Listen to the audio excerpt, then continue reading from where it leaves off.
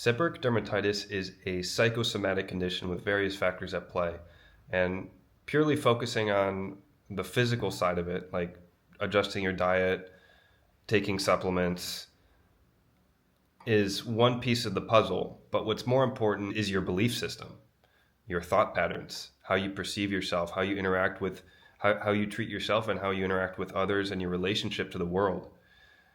That's obviously much harder than just, taking gluten and dairy out of your diet.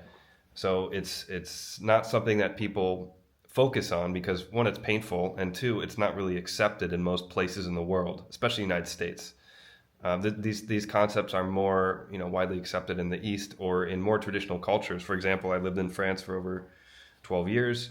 Any mainstream doctor will admit that eczema is closely related to stress. I know we're talking about SD, but eczema is more popular, and I've heard them say that. And a pretty famous French psychotherapist wrote a book called Le Grand Dictionnaire des malaises et des maladies.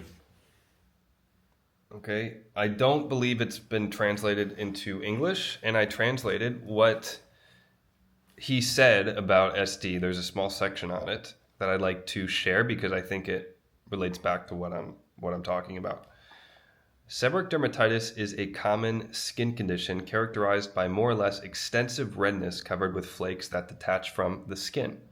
It predominates in areas where sebum secretion is most significant: the scalp, sides of the nose, forehead, temples, sternum, etc. Seborrhea predisposes one to seborrheic dermatitis. The skin is the body's protective envelope. It also protects my internal organs. Since sebum lubricates and protects the skin, do I feel the need to protect myself, as if a disaster could fall on my head at any moment?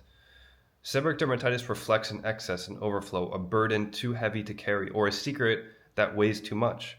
For example, I might be a witness to or involved in fraud and fear being exposed.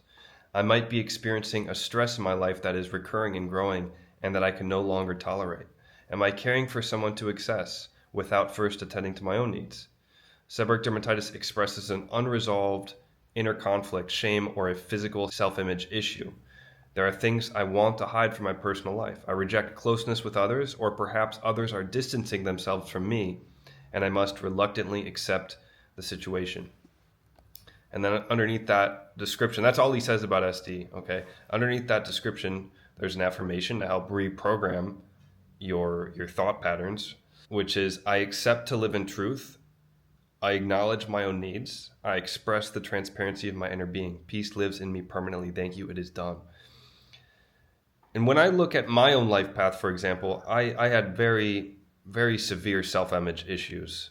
Okay, I was ashamed of many parts of myself.